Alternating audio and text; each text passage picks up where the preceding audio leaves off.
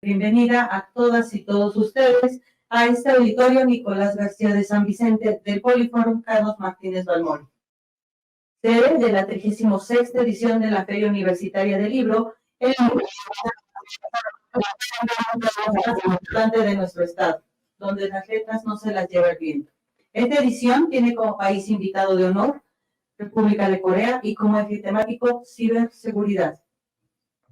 Esta tarde tenemos la ponencia de la presentación editorial Principios de la práctica psicoanalista del autor José Eduardo Tapan Merino, y lo comenta Jesús Serrano Ruiz y Gabriel Serna Guerrero, quienes nos acompañan. Muchas gracias, doctores, por estar aquí.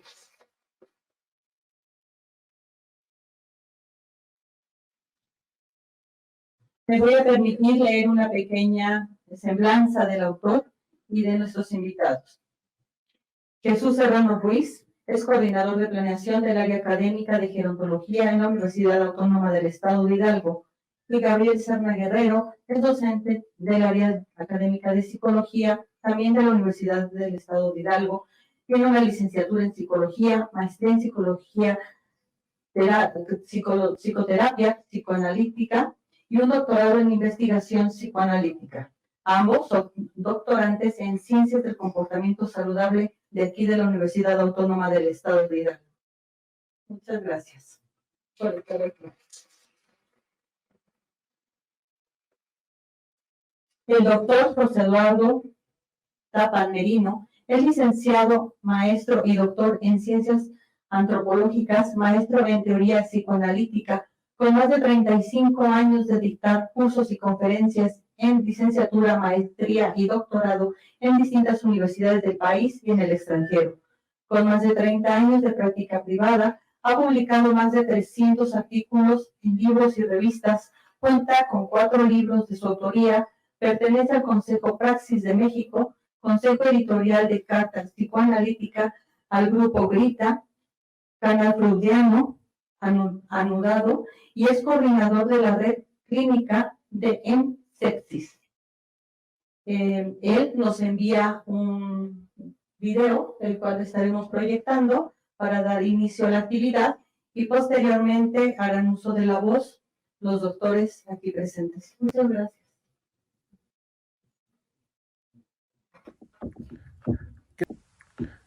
¿Qué tal? Mi nombre es José Eduardo Tapan y hoy les voy a hablar de este libro que se llama Principios de la Práctica Analítica. En él van a encontrar al principio algunas de las propuestas para poder entender lo que es la subjetividad humana, de cómo comienza en lo que Serge Leclerc propone, que es la inscripción de letras erógenas en el cuerpo. Entonces, como los bebés al nacer es donde se le está empezando a inscribir una serie de elementos que implican una discontinuidad, presencia, ausencia, y eso va erotizando lo que es transformando el organismo en un cuerpo erógeno, y entonces eso va a ser el soporte de la criatura, ¿no? El cuerpo, pero donde la epidermis no es el límite exterior, es solamente el soporte, la tela donde se inscriben estas letras erógenas. A partir de ahí, de este sentido en donde el cuerpo erógeno es inscrito, aparece lo que Erich Bosch propone, que es como estadio de eco, en donde la voz de la madre, los propios balbuceos de la criatura, sus lalaísmos, los cantos, los sonidos cuando se aproxima, todo ese tipo de asuntos se empiezan empiezan a ser importantes, empiezan a ser elementos de discontinuidad e incluso empiezan a diferenciar lo que es la voz de la madre de otras voces. Y obviamente, aún sin tener demasiada claridad, la proximidad, la cercanía a la madre es lo que de alguna manera permite que la criatura se vaya acercando, Lacan diría incluso improntando. Después aparece lo que es el estadio del espejo. El estadio del espejo es lo que en Lacan, a partir del texto de 1949, propone como que ya es propiamente lo que la criatura va a poder construir como soporte la diferencia entre el je y el moi, en donde el moi será la condición de posibilidad de que el je, que ha sido esas shifters, estas marcas de discontinuidad, en donde oía a la mamá caminando y se ponía contento, se acercaba y entonces esa proximidad, esas cuestiones que está ya empezando a ver, entonces empieza a reconocer ya a la madre y empieza a mirar su mirada. Esto es un regalo que nos hizo Winnicott, en donde nos muestra que los bebés cuando están siendo amamantados miran la mirada de la madre. Y en esa mirada, lo que Lacan advierte es que hay algo del orden del deseo. Entonces, la mirada se convierte en una ventana. Dicen que los ojos son las ventanas del alma, y es correcto. Se ve advierte la criatura ese deseo que hay en la mirada, y entonces cuando ve ese mismo deseo, pero dirigido en otra dirección, en este caso hacia el espejo, es donde la criatura empieza a ver el espejo y se reconoce, porque en realidad lo que está viendo la madre es a la criatura reflejada en el espejo. Y entonces el bebé, cuando mira a eso que mira la madre, lo que Lacan propone, y quiero decirle que yo también lo he observado, porque una vez que lo lee uno sale a ver ese tipo de cosas, y es verdad. O sea, que hay un sentido de enojo, de coraje. O sea, al bebé le molesta que hay algo que es mirado con la misma mirada que lo miraba él. Y entonces ese otro que aparece allá en el espejo, primero es este objeto de coraje, de enojo. Y después, cuando el bebé empieza a reconocer que ese otro es él, ojo, es una tarea compleja, ¿no? Eso de allá soy yo. O sea, implica un salto verdaderamente enorme, ¿no? Y en ese momento lo que Lacan dice es que el niño sonríe. Y en esa sonrisa anticipa todo lo que va a ser el camino de la constitución del je y del moi. El moi, entonces, es esta parte del yo que tiene el carácter imaginario de dar sentido, de dar orden, de organización de los distintos jes, de las diferentes marcas de discontinuidad. Después de eso, o simultáneamente a eso, lo que Lacan propone como complejo de Edipo, que es parte de lo que yo estoy trabajando en este libro, o sea, de principios de la práctica analítica, es esta parte del complejo de Edipo, en donde Lacan está primero pensado no en un sentido de tres, mamá, padre e hijo, sino de cuatro, mamá, padre, hijo y falo. El falo es entendido como un principio que da valor, es decir, aquello que la madre valora, le da importancia. Entonces es donde el hijo mira. En este sentido, como veíamos antes, esa mirada del deseo es lo que le permite al hijo advertir en el espejo a ese otro, que después se convierte en su propia imagen, que Lacan llama la imago arquitectural, ¿no?, del yo. Pero en ese sentido, estos tres agentes, que también es importante en Lacan, que desaparece la idea del papá, la mamá, y el falo, sino todos como soporte de una serie de operaciones de carácter simbólico. Esos soportes son agentes. Para decirlo de alguna otra manera, no se necesita para que haya la constitución del complejo de Edipo de que haya una mamá, un papá, un hijo y un interés mayor. Con que, por ejemplo, una sola persona puede fungir como papá y mamá.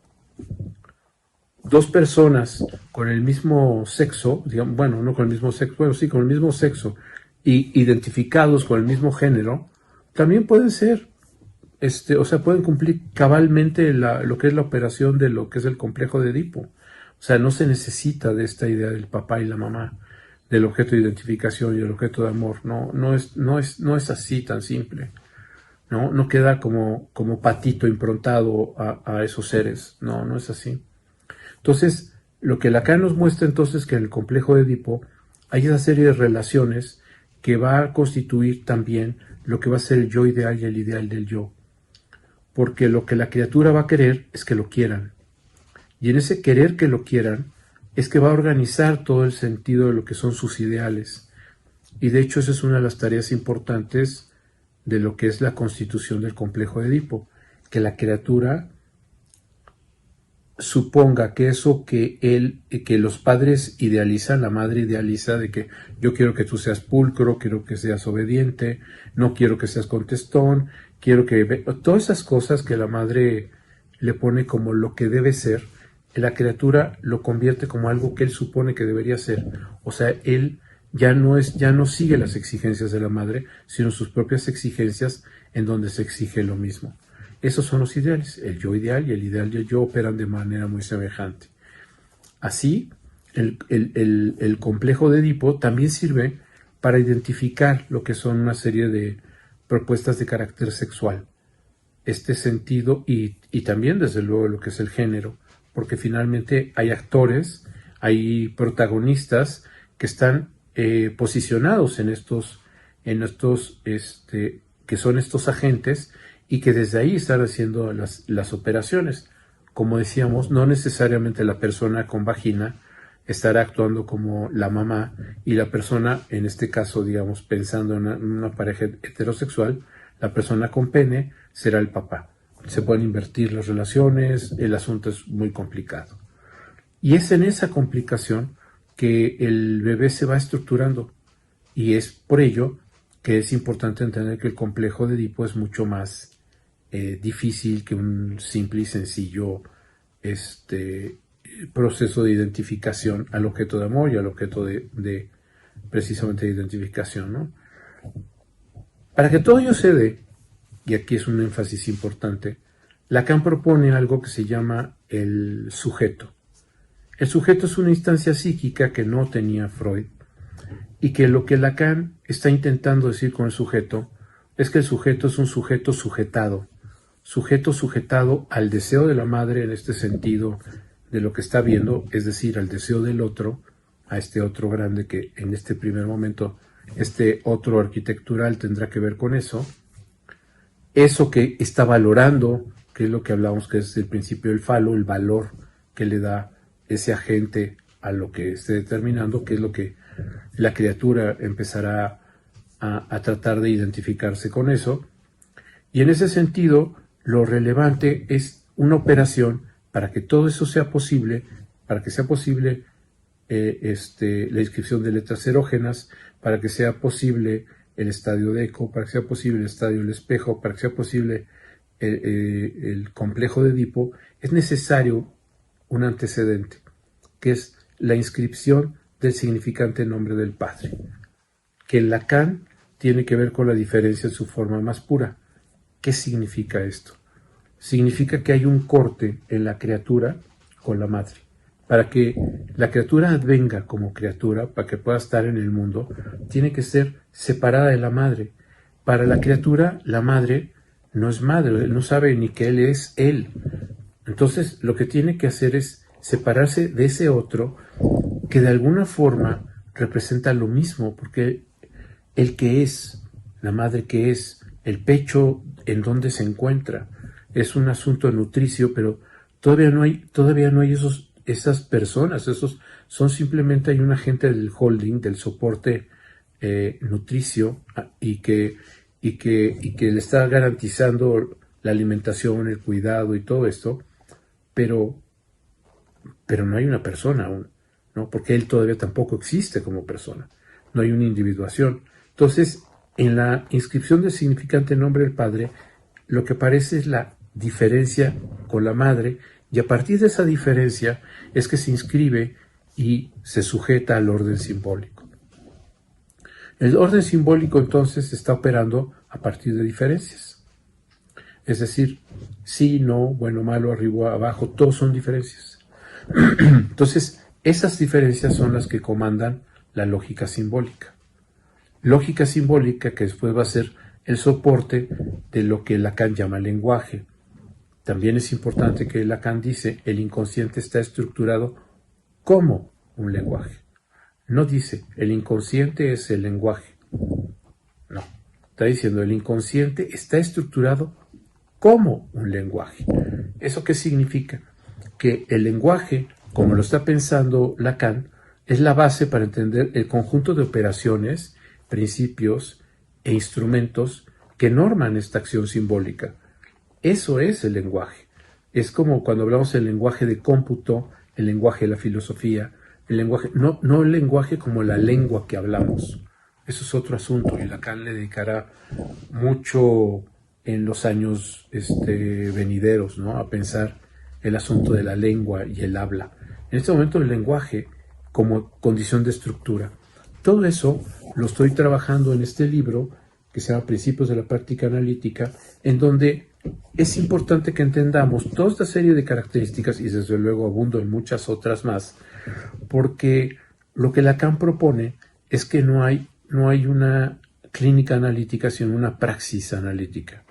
Y esa praxis analítica está orientada por una serie de principios teóricos que le ayudan a leer, a comprender los fenómenos empíricos y que a partir de esa lectura y de esa construcción puede intervenir en ellos.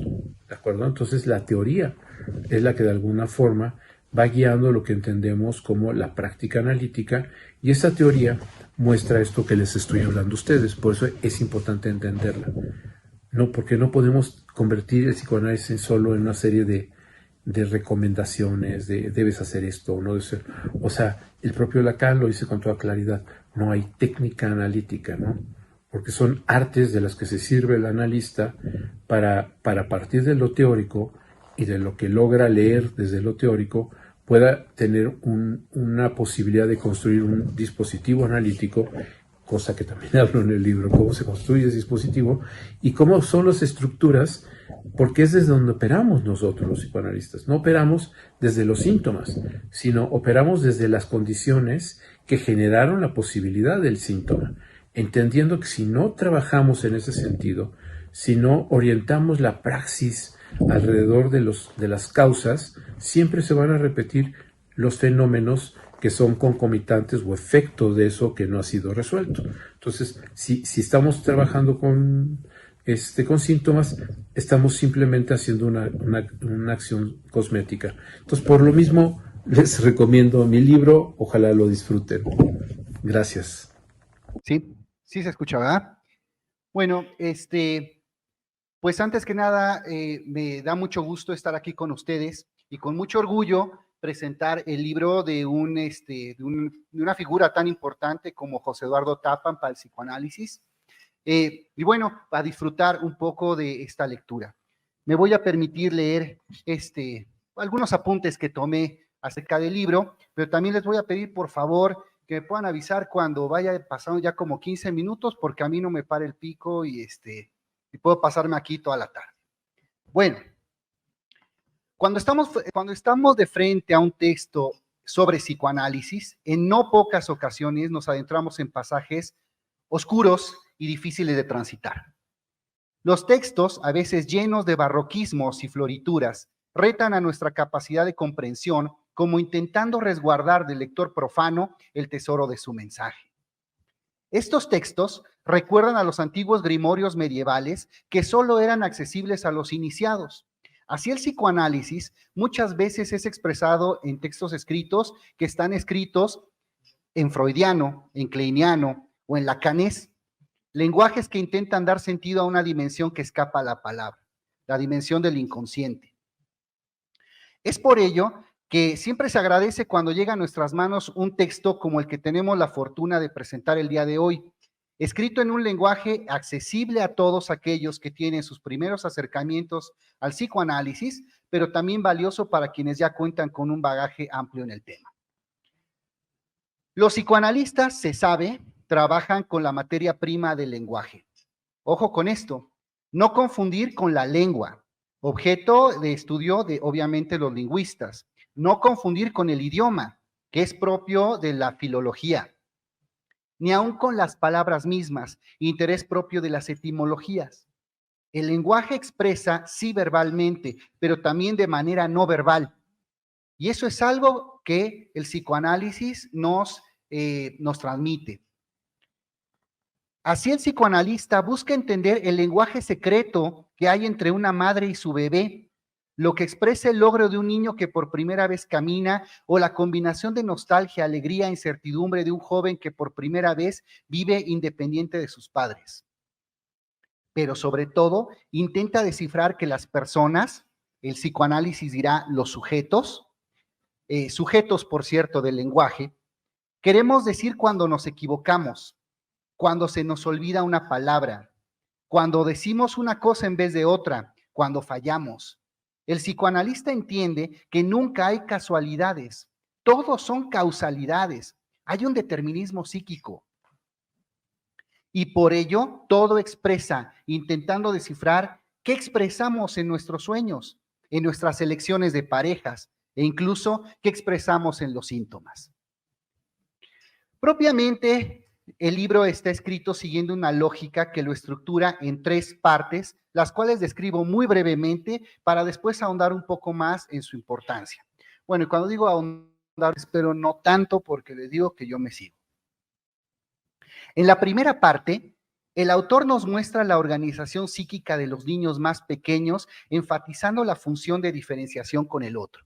Es decir, la gran importancia que hay cuando un niño pequeño, un bebecito, tiene la fortuna de empezar en un psiquismo a transitar por un desarrollo psíquico el cual lo distinga de esa madre que muchas veces lo abraza, pero que otras veces lo violenta y que entonces tiene que diferenciarse de ella.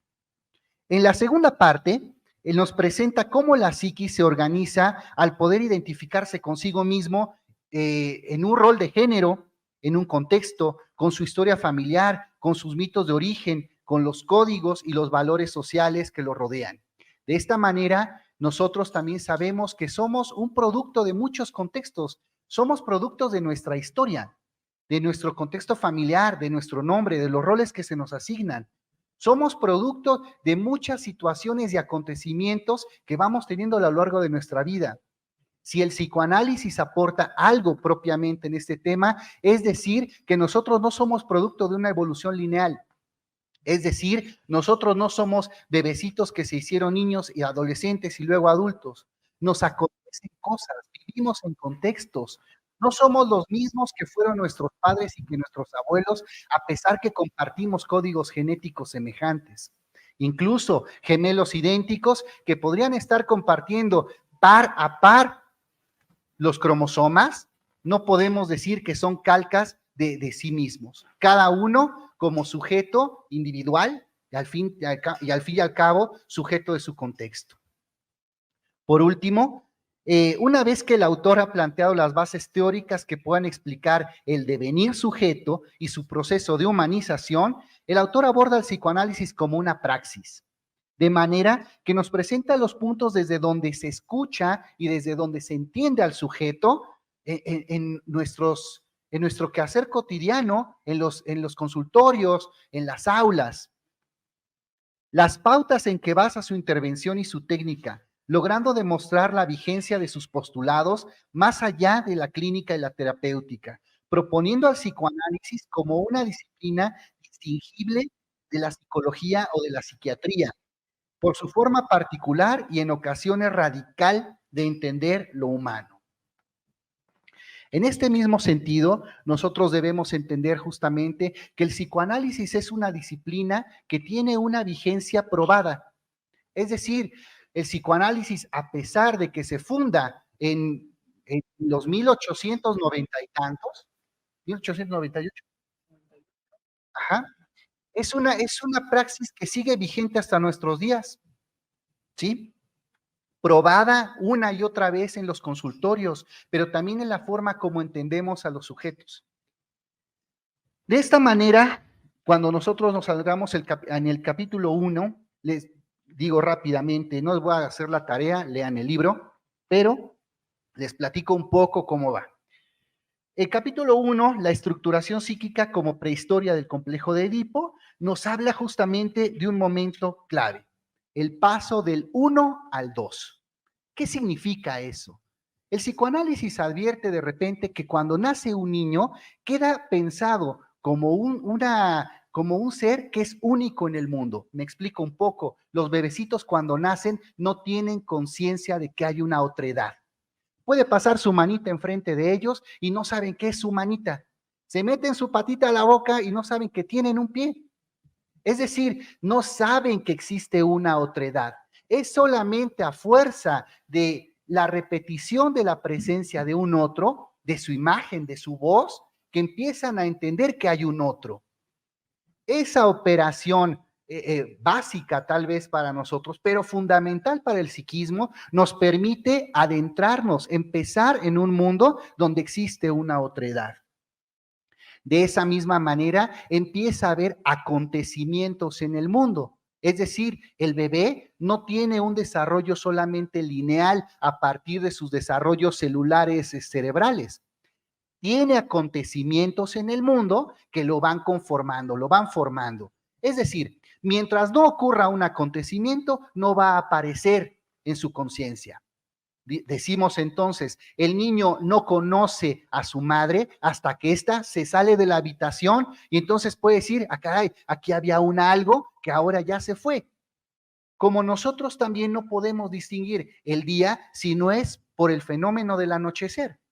Si siempre hubiera un día, si no hubiera una noche, ni siquiera veríamos el día. Necesitamos la congruencia de un acontecimiento para poder dar lugar a eso que aparece. Vaya, nosotros si solamente hubiera una sola universidad en el mundo, que fuera la Universidad Autónoma del Estado de Hidalgo, no tendríamos que decir nosotros somos de la Universidad de Hidalgo. ¿Por qué?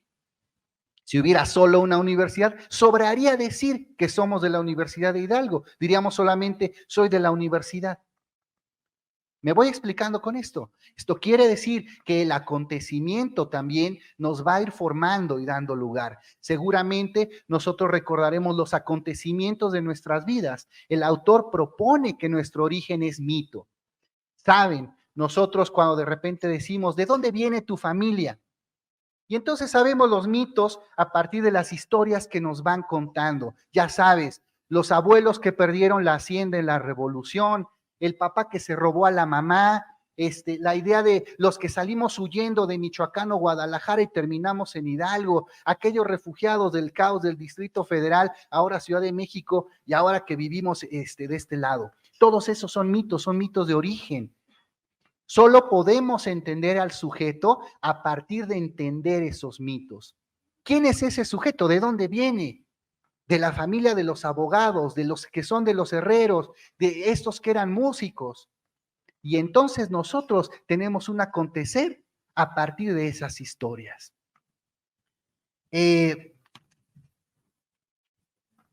El organismo, también nosotros tenemos que tener conciencia de que tenemos que hacer un pasaje muy importante del cuerpo somático al cuerpo erógeno. Ya hablamos de los acontecimientos y el acontecimiento o uno de los acontecimientos más importantes es pasar de este cuerpo que son tripas, vaya, esta superficie que es solo piel, a decir yo soy Gabriel. Yo soy alguien con un contexto, con una historia, un cuerpo erógeno, el cual siente. Y no digo que siente cuando solamente, por ejemplo, le falta alimento y siente hambre, sino también es un organismo que siente dolor, pero siente también placer, pero siente deseo.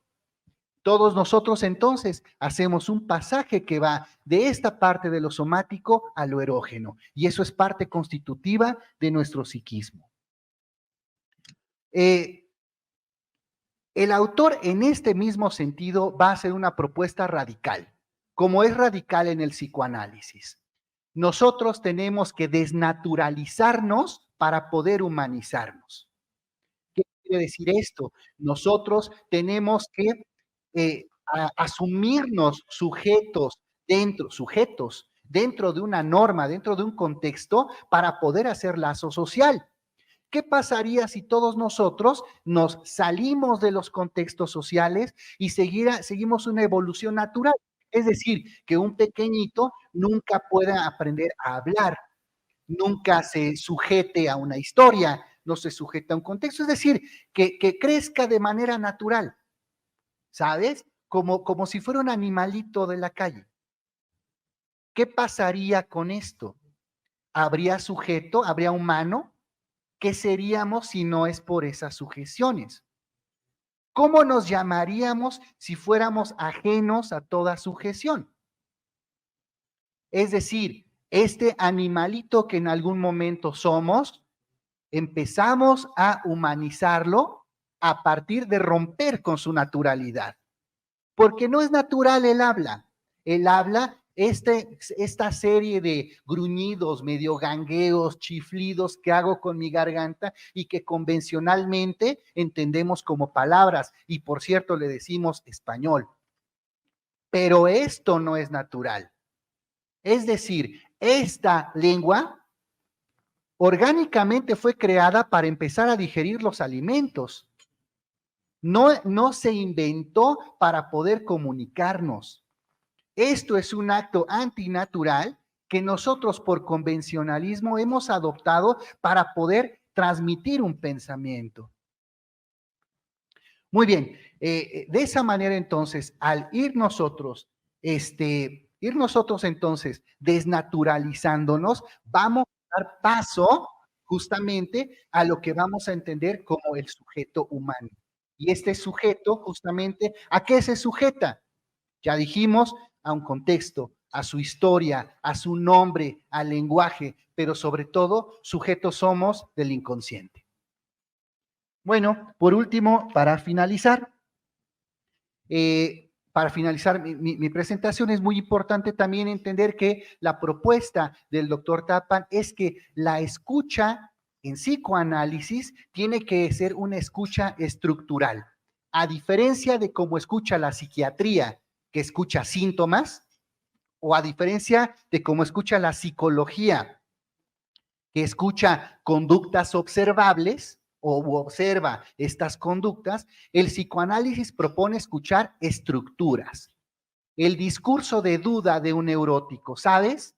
Cuando esta persona duda y dice, ¿me estarán entendiendo? ¿Se estarán aburriendo?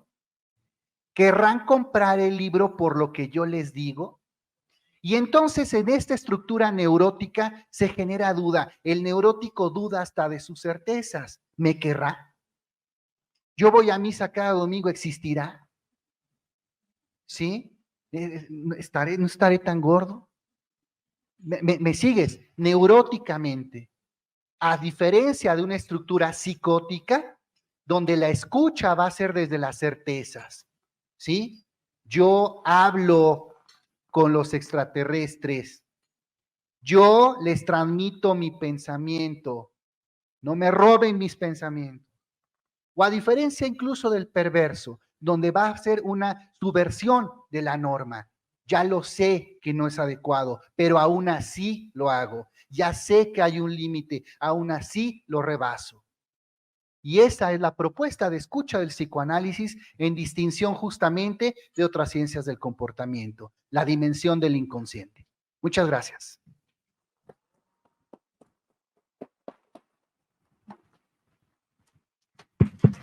Le cedo la palabra al maestro Jesús Serrano. Adelante, maestro. Bueno, pues yo estoy aquí muy feliz de estar con ustedes. Generalmente hace algunos años estaba yo del otro lado y para mí es un gusto ahora estar de este otro lado y bueno, con un amigo sobre todo, ¿no? Que es Gabriel. Y bueno, yo voy a iniciar con una cita precisamente del propio libro que me parece pertinente para lo que estamos hablando el día de hoy, ¿no? Y la cita dice así: un sujetado se encuentra necesariamente determinado por su fantasía y sumergida en ella, intentando construir consensos que le permitan ordenar y clasificar sus relaciones con el mundo. Los silencios que atañen al sujeto se encuentran siempre ahí. Fin de la cita. El psicoanálisis surge con Freud cuando la neurología no le alcanzó para describir lo que el sujeto sufriente le ocurría. Freud lo hace a partir de escuchar lo que el sujeto escribió y reescribió en los párrafos del inconsciente: el sueño, el lapsus, el chiste y el síntoma. Y por su parte, Lacan va a tratar de resumir diciendo que el psicoanálisis está estructurado como un lenguaje que se articula con el cuerpo y con lo insostenible, es decir, lo real. Recuérdense que Lacan va a hablar de lo real, lo simbólico y lo imaginario. Entonces, el psicoanálisis trata de escuchar al sujeto como si su historia fuera un poema en donde se expresan ideas, sentimientos e historias, al igual que la poesía. La poesía se vale de lo estético, lo bello y, ¿por qué no?, lo siniestro, expandiendo así las fronteras del lenguaje. En el verso de un poema se encuentra principalmente articulada la rima y el ritmo, y por su parte la rima es la coincidencia que existe entre los versos a partir de una última vocal acentuada. El ritmo es un efecto estético del verso que produce determinadas repeticiones y pausas periódicas. En la clínica psicoanalítica, el verso busca los acentos y las pausas del discurso para hacer una articulación del conflicto que le permita, como Freud nos decía, hacer consciente e inconsciente. El libro que hoy nos convoca y los convoca, que es Los principios de una práctica psicoanalítica, es un libro que trata de transmitir las ideas de Freud y de Lacan sin hablar en lacanés, ¿no? Fíjense que es bien propio, ¿no? Precisamente cuando uno habla de Lacan, ¿no? A veces pareciera que se tiene que hacer lo más imposible de entender para que se vea que fue un fregonazo, ¿no? Y digo, la propia psique es complicada de entender, ¿no? No es fácil tratar de transmitir lo que todos estos autores trataron, o más bien descubrieron, pero tampoco se trata de hacer la vida imposible, sino se trata también de que nosotros podamos hacer digerible lo que estamos leyendo. En este sentido, me parece que el libro hace un esfuerzo por tratar de transmitir ideas tan complejas de los autores en ideas sintéticas y simples para que quien lo lea tenga una lectura amigable. En ese sentido, creo que una de las problemáticas del psicoanálisis son precisamente estas frases que el propio Lacan dijo y que seguramente se le olvidó hace mucho tiempo, ¿no? Y que los psicoanalistas hablan y dicen, no puede ser. Lo real es lo que resiste a ser simbolizado de la forma absoluta. Ah, ¿verdad que se escucha bien interesante? ¿Y qué es eso? ¿No? Un sujeto es un significante para otro significante. También bien profundo, ¿no? Pero ¿y qué es eso? La relación sexual no existe. ¿Cómo? Entonces, cuando estoy con la pared, ¿qué? ¿No? O sea, ¿cómo, no? Si ya de por sí la psique humana es complicada, aún es más si lo adornamos con conceptos y palabras que bien se pueden usar de una manera simple, sin temor a demeritar el trabajo del autor. Porque yo creo que pasa mucho eso, ¿no? A veces nosotros queremos ser lo más profundo posible y decir, bueno, es que el autor trató de decir esto, y a veces no terminamos diciendo nada, ¿no? Como lo real es lo insostenible, el síntoma es lo que un significante se representa para otro significante, y suena bien padre, ¿no? Pero, ¿qué es eso? El libro del doctor Tapa es sin duda una oportunidad para adentrarse al terreno del psicoanálisis, hablando de manera profunda, pero siendo sintético a la hora de transmitir lo que nos está hablando, ¿no? Ahora, una aportación bien interesante del libro que me parece, ¿no? Y que siempre es bueno problematizar, es justamente, bueno, ¿y el psicoanálisis hace psicoterapia? ¿Por qué hace el psicoanálisis? ¿No? ¿Se le considera psicoterapia el psicoanálisis? Entonces hay que entender que el hecho de que el psicoanálisis no sea una psicoterapia y que no busque efectos terapéuticos, no quiere decir que no los existan, que no existan efectos terapéuticos, sino que el objetivo del psicoanálisis no es precisamente hacer una psicoterapia o quitar única y exclusivamente los síntomas, sino entender qué es lo que le está pasando al sujeto y analizar desde dónde proviene la conflictiva, ¿no? En ese sentido, a diferencia precisamente de la psicoterapia, el psicoanálisis no va a tratar de quitar ese sufrimiento del sujeto, sino vamos a ver qué se va a hacer con él, ¿no? Hay una frase bien icónica de una analizante de Lacan, ¿no? Que ella cuando era niña escuchaba cómo llegaba la Gestapo, ¿no? Justamente por las personas. Y entonces ella decía que no sabía cómo hacerle para ya no sufrir, ¿no? Era ya tanto el sufrimiento que sentía que ya no quería sufrir más. Entonces cuando va con Lacan, lo que le dice Lacan es, no le voy a quitar el sufrimiento, vamos a ver qué hacemos con ese sufrimiento, ¿no? De eso se trata el psicoanálisis, de ver qué hacemos con lo que le pasa al sujeto. Y entienda ese sujeto, como bien lo habla, ¿no? Como sujeto que está sujetado a algo. Ajá. No como un sujeto de yo, ¿no? Yo soy un sujeto. Ah, ok. Y bueno, para finalizar, entonces,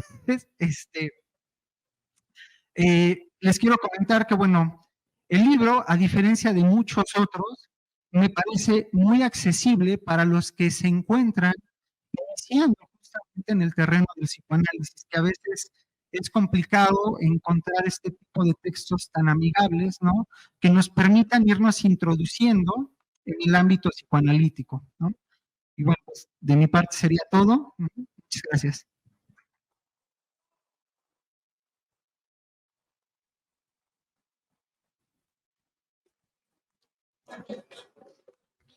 Muchas gracias. Estuvo muy interesante, tanto que no nos dio tiempo para la sección de preguntas y respuestas o comentarios. Por favor, si quieren pues un poquito más de comentarios, alguna pregunta que tengan hacia nuestros invitados. No sé si podría ser salir de la sala, porque sigue otra actividad, pero por si los chicos tienen alguna duda, pues para que pudieran también conversar otro ratito con ustedes. Muchísimas gracias. La Universidad Autónoma del Estado de Hidalgo,